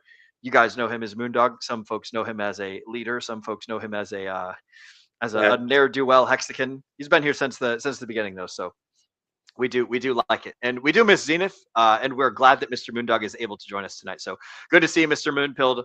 Welcome to the show. And then we've got Tam rocking and rolling on in here again. Good to see Moondog stream with you, Will. Yes, absolutely. We love it when I love it when Moondog's able to come on stream, because we always have fantastic conversations. We go down so many rabbit holes, and I love it, and it's crazy and it's awesome. So shout out to you. In Mythic Quest, there's a motif where the main character who plays Abed Nabir in Community, but when he's antagonizing the manager, not to spin you out, Dave, and then just says something he knows is going to make him, spin out. Yep, spin out. Get out of his way. But I was just thinking how I definitely probably spun you out from a very different stream than you would have had otherwise had I not offered to come on and spin us out. I would have basically been reading from ChatGPT the whole time and just literally going through bullet point, all the things that Brendan says in my own words. So this is much more entertaining, much more exciting, and much more like natural flow. Is it as educational? I don't know, but do I care? I'm having a great time.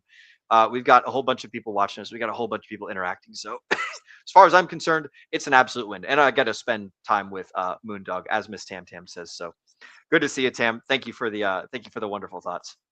We've also got my brother, who has a fantastic quote here. The fish who swims with the stream can always swim faster than the fish who swims against the stream. And that's Sam Stevenson. Is that true? It sounds good. Probably.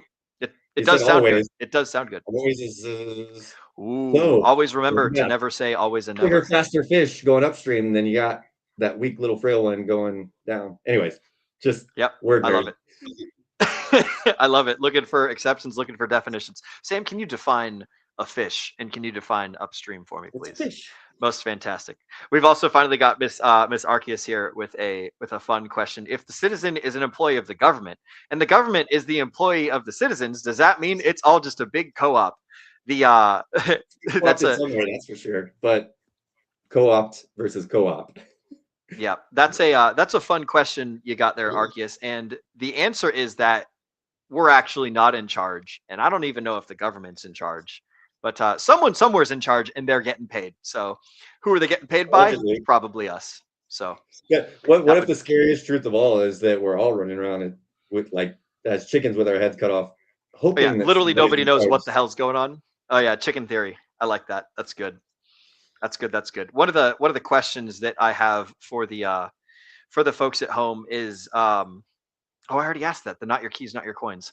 Did you think about that? Is this like streamed illegal version of not your keys, not your coins? Did you have any thoughts on that? A lot of my AI engines brought that up today as a juxtaposition, because they're trained to do crypto philosophy and just another layer. But what was it? Sorry, I've been doing. I'm also my brain is not your coins. Cross-referencing keys with some AI research that I've done recently, which is lost keys versus empty shelves. And so the framework, quickly for people at home, an AI can fail to be able to give you an answer for two reasons. Either the information's not there, so it's a shelf that's empty, or the information's there, but it doesn't have the keys to know how to access it properly. And in measurements, it's like we're at a point where 95 to 97% of the errors and not being able to get you the information you're looking for is due to the shelves are full. It's not that the information isn't there. It's being able to index and access it in a way where it's accessible. It comes down to tagging things like your social security number. How is the government going to track everything that a person does and all the values that they create? It's the same thing, just translated to a different system. But I've been thinking about lost keys in a different context. But the not your keys, not your coins. It comes to basic understanding and consent. If you are trading, having to understand by handing over your consent to a trusted counterparty like Coinbase or whatever, your friend who knows crypto better than you, or who is just better with money or smarter, what the fuck ever, you're justifying outsourcing your own judgment, trust, having to be weigh the scales and make the decision. I mean, it's just the legal system rewards it because it benefits off of it. So that's the difference. Is the legal system says don't reach, like, just go with the flow. It's easier that way, and it does that because it knows that the human psyche is trained to go with the flow, and so in its job to control the masses, it's going to funnel the masses in a way that's easiest for it to control. But ultimately, one of the problems that the government has is just the existence of the individual. It hasn't been stamped out yet. Individuals still exist as an entity that is able to pop up and be out there and express themselves and decide to say, no, fuck you, I'm not going with the flow, I'm going to do something else. And then that creates friction in their system, which is what's it called, inconvenient. That's not what they want, but that's literally their job, is to deal with that friction of how we all get along around each other. The not your keys, not your coins. One of the phrases my A's came up with, I think it was in like the rap battles, was like, you want me to sign the scroll, but what the fuck does it say? Like, it was like, know what you're signing before you sign it. Those kind of things. Let me see if I can find a line. Yeah. But and like the question there is like, how much time do you have to read all this crap? I got it. Adler separated law and justice because history's greatest thinkers understood they are not the same thing. Sometimes the law is just, sometimes it isn't. The ability to distinguish between them is what separates a citizen from a subject, a philosopher from a follower, and a free person from a compliant one. BJW has given you the law. The question of justice is yours to answer. And then here's a quote. The unexamined is not worth signing. Socrates, probably. The unexamined is not worth signing. Socrates. The unexamined form is not worth signing. Yeah, because it's like, it's a contract, and what is the obligation that comes with this contract, and like, what are you getting yourself into? Like, are you an accidental slave every time you sign something that, like, you don't read and understand the terms and conditions? Are they written in a language that is designed to make you more powerful or to make you weaker? The things people have to ask themselves. Not your keys, not your coins is interrelated, but I think a much more direct translation to the tech world is actually Elon Musk memed it a little bit in like 2020, 2021, but honestly, it was just a brief snip. But it's accept all cookies. Like, the absurdity of all of the cookies that we are forced or persuaded into just accepting. Like, those are allegedly legal contracts. Every day, like this, terms and condition forms are legal contracts. But cookies are also informed by the legal structure. Like, the tech and the legal overlay here is so incestuous as to be almost synonymous. Because like we all understand the ideal of it's great. The unexamined form is not worth signing. That sounds great. Like, cool. I'm not ever going to be beholden to something that I don't understand. Yeah, you shouldn't. The problem is the system that we're in. You can't fucking read everything before, like, and there's no way to contest it or to negotiate. It's like, there is, take it or leave it, fucker. Oh well, everybody. You're right. But for most people trying to utilize a tech application or some software or platform or distribution services, actually, there's a whole other layer to this that I forgot about. It's actually directly related, but the being forced into arbitration that is that, like, the arbitration clauses that are just boilerplate into so many of these things, so that you are forced into giving up your rights to be able to mediate or litigate or other things.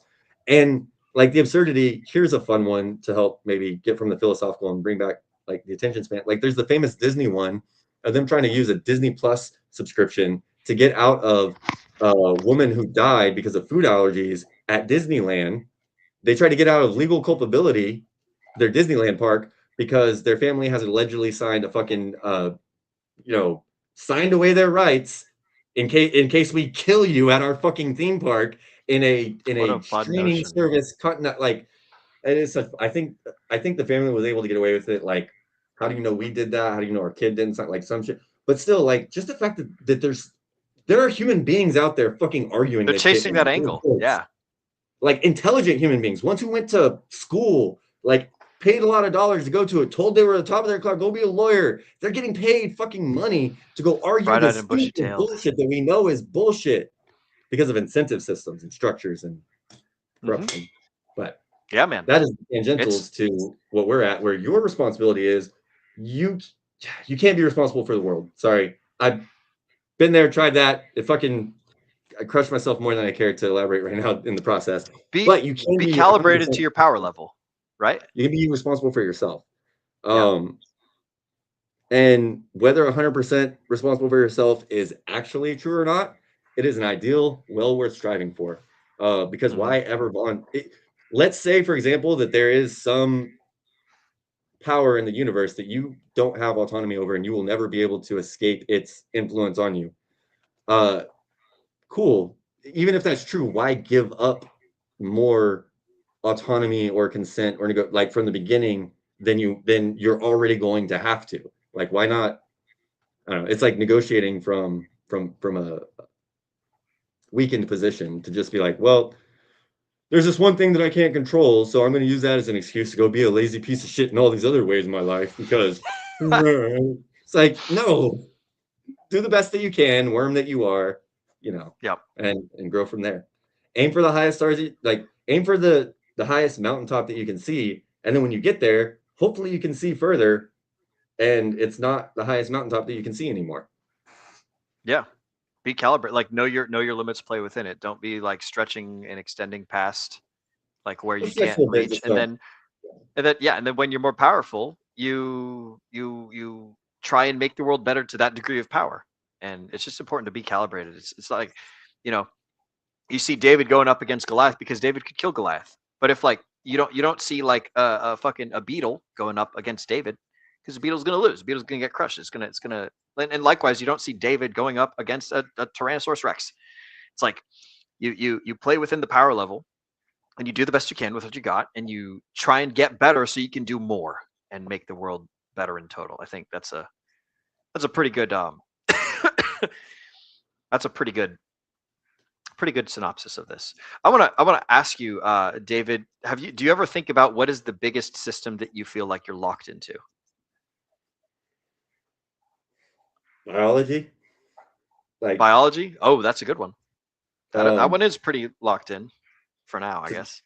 I mean, and maybe it's recency bias because today I've been so psychologically and spiritually excited but physically drained from accumulated and deferred maintenance. So I'm always, and I joke about my weak meat suit not being as strong and resilient as I would like for it to be, because of course we all wish that we had more superhuman ability than we have, but also thinking about the very real constraints of the biology, because not only to understand your boundaries but to understand your freedom.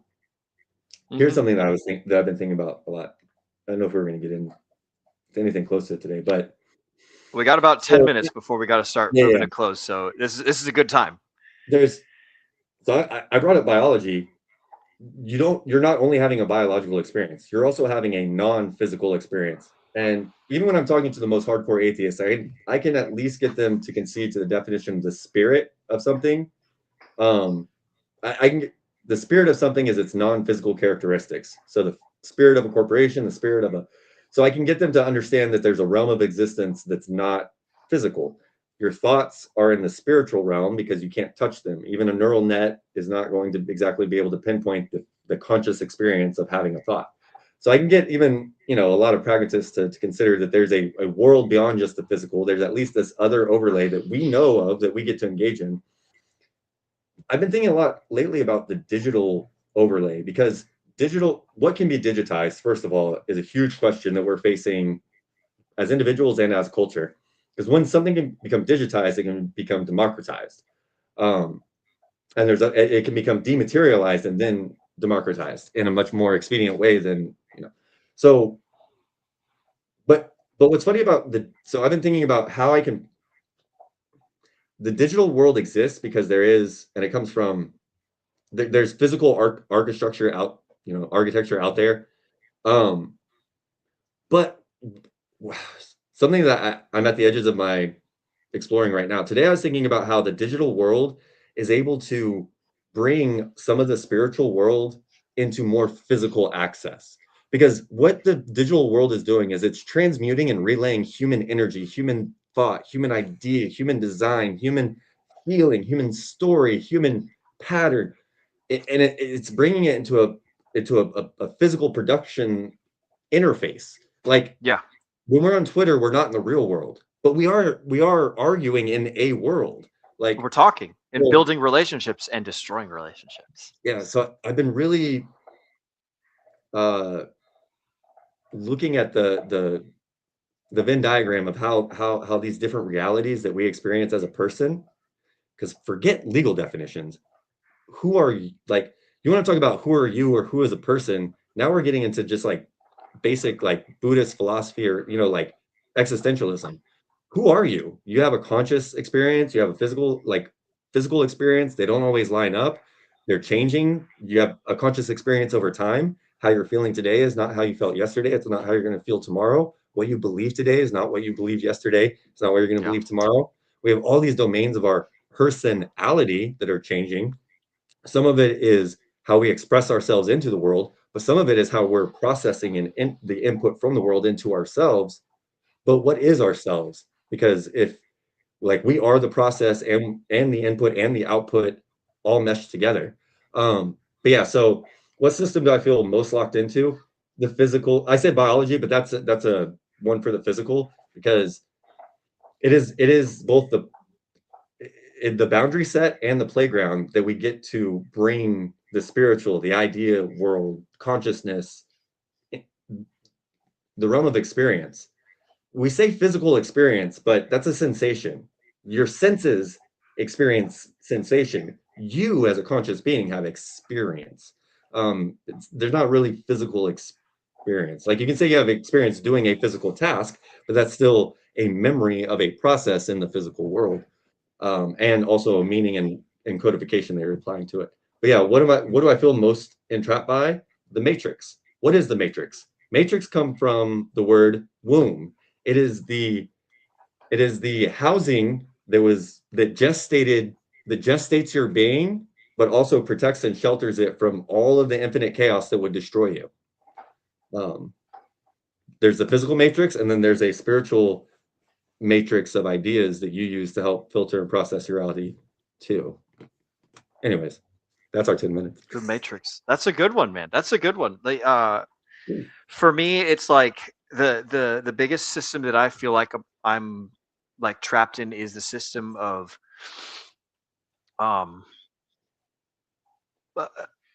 bullshit knowledge being passed on to everybody, and like misguidedness, shitty campfire stories,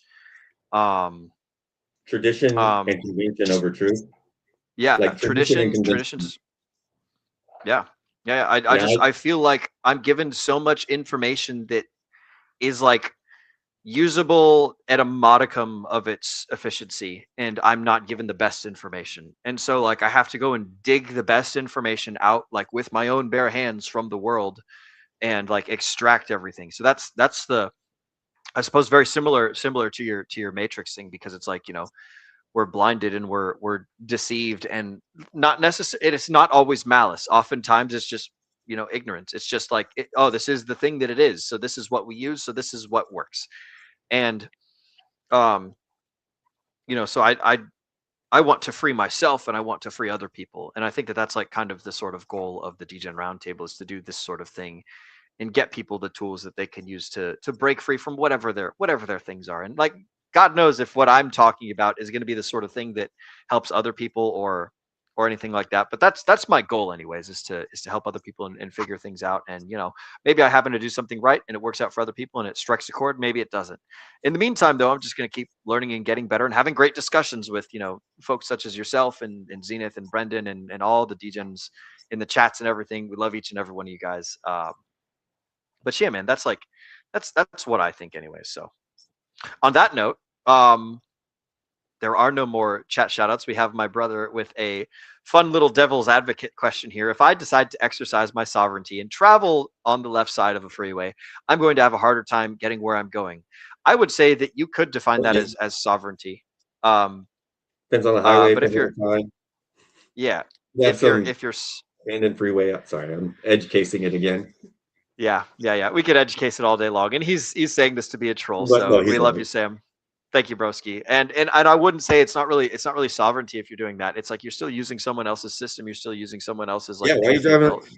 Exactly. That's what it was either Aristotle or Marcus Aurelius was saying. It's like, bro, why are you using the road at all? Make your own path. Yeah. If you're using sovereignty, you've built yourself a jetpack and you're like soaring through the stars or something, or you're living in the woods, or like you're not using someone else's thing. But anyways, my brother just loves to rabble rouse. So I love you, Sam, and thank you for your comments.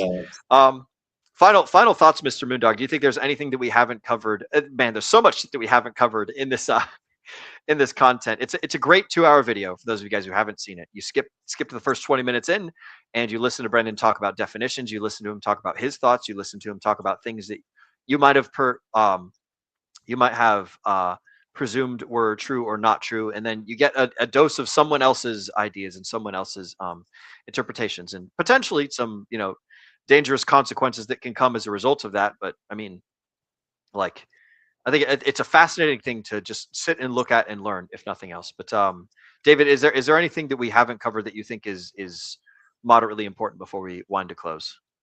I already did the closing provocation that my AI had done, but right before it is the 3 positions for discussion it suggested. So I can throw those out there last for people to consider.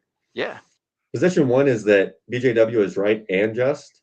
The tax system operates through deception. Informed consent was never given. Revoking uninformed consent is both legal and just. You have no obligation to a contract you didn't understand. Position number 2, BJW is legal, but not just. The definition may allow opting out, but justice requires contributing to the common good. Using roads, courts, defense while paying nothing is free riding, legal or not. And then position number 3, BJW is just, but not safely legal. And I think this is probably where I'm at. I think he has some very just ideas, but you're going to run into some legal problems if you try them carelessly. So the tax system is unjust, but the courts don't recognize these arguments. The IRS will prosecute. Being right doesn't protect you from power. The just path is political change, not individual definition games. Mm-hmm. So those were the positions. I will say that he talks so much throughout the rest of the course. Again, this is just video number 1 of a 28 series course where he talks more about like how to deal with the IRS, how to do the infinite money, how to do the infinite currency glitch that exists that the United States government and that banks use. Basically, like how to let regular people do the same thing that the people who are fucking us by printing all the money are doing. Like basically get with your friends and form a credit union and then apply for promissory notes in exchange for to tie that back to crypto land as a good closer, maybe. Yeah. Oh yeah. I remember Richard Hart long ago, before Pulse Chain launched, suggesting and advocating for people to go and become licensed money managers in their local jurisdictions and to see how that could help Pulse Chain's growth and development. So I'm just reiterating that idea out there since we're talking about legal definitions and money and understanding. And we have a lot of Pulsicans here who I, assume care about the community and who might care about what Richard had to suggest even back in the day. It's like, whatever that means to you, maybe you are the person that can go get educated to find that out, or maybe you're the person that is a connector or who just talks about ideas until you inspire someone else to do it. But that was an idea that was once rattled, and for some reason, I just thought of it again and bringing it up here. So yeah, the more people that have more tools in Hexaco, the better Hexaco is. If we're all just a whole bunch of people waiting for Ricky to pump our bags, then like We're just going to be a bunch of people who don't And contribute anything. I guess the integrating question is, doesn't that kind of disqualify us from being able to opt out completely? Because I know we have this crypto fantasy of opting out, and I know Hexaco and Richard Hart feed this fantasy for us, because we want to develop our sovereignty, but at the same time, he is advocating for some integration of the system at some level, not just ignorance of its existence because you don't like its existence. Not Yep. playing ball where it will help us. Like, Yeah. there are ways to acknowledge the system that can actually benefit us. So, anyways, Yeah, it is here. It exists already. So like you can ignore it completely. You can fall prey completely to it, or there's some, 50 shades of gray in between there that everyone can fall inside. It's been a fantastic. You can be cynical, or you can synthesize between the two. Hell yeah, bro. Dude, this has been a fantastic conversation. Thank you for hopping on here and joining me, Mr. David Moondog Leader. Before we go, where can the folks find you? And more importantly than that, you have a lot of things going on in the near future. Can you tell us about them? You're making a video game. Okay. All right. Well, we'll just tease the folks at home. Mr. Moondog has publicly said many times that he's making a blockchain video game that's all about like philosophy and software and like and integrating those principles into like hexagon ideals and things of that nature. So look forward to more information as it comes out. And if you guys want to find Moondog, you guys can go to the DGen Roundtable Telegram at that QR code up in the top corner, or you guys can go to t.me/DRT join now. Moondog, anything else you want to plug before I take us out of here? DGen Roundtable is awesome. Will is an awesome host. This community, specifically within, so Pulse Chain and Hexco in general, but within the DGen Roundtable that I found, and especially within the DGen Roundtable book club, I don't know. I like you guys. That's my final message. I like it. I like it. Thank you, sir. For those of you guys that want to find more of me and everything that I'm doing, you can get all of my socials at, you used to be able to go to will.pls.fyi. I got to fix that. I have 5 days. I need to do that like immediately. You can find all of my stuff at will.pls.fyi. And apart from that, all your socials, so social security number 2. Yeah. I'm just kidding. The all of my socials are at a domain name that I haven't like paid for yet, so I need to get that taken care of. Let's see. Other than that, you guys can find us here on the DGen Roundtable every Wednesday, Friday, and Sunday. We stream from 8 p.m. Eastern to 10 p.m. Eastern. Other than this Wednesday where I was asleep, so sorry guys, I totally dropped the ball on that one and fucked that up. I did enjoy the sleep though, so I'm not entirely sorry. But yeah. So that's what we got going on here. You guys can catch us on Sunday. I'm probably going to do a quick show. It's not going to be anything crazy long or crazy complicated or anything, but I will, read off a couple campfire stories. And I will leave you guys with the definition of arms from the Second Amendment, right? And this is from State versus Buzzard for Arc 18. So an arm is anything that a man wears for his defense or takes in his hands or uses in his anger to cast at or strike another. This is again CO Lit 161 Bravo 162 Alpha State v Buzzard for Arc 18. So you guys can find all of these things at t.me/Pickletaria, and you guys can find us on Sunday. And with that, I would like to thank you all for spending your valuable time here on the DGen Roundtable. As Agent Jay used to say, we know that time is your most valuable asset, and we appreciate you spending that time right here with us. Ladies and gentlemen, my name is Will Stevenson, but more importantly, you have been watching the DGen Roundtable, and I'm the producer. So it's time for me to get my trigger figure ready because we got to remind all the folks at home to remember to DGen responsibly.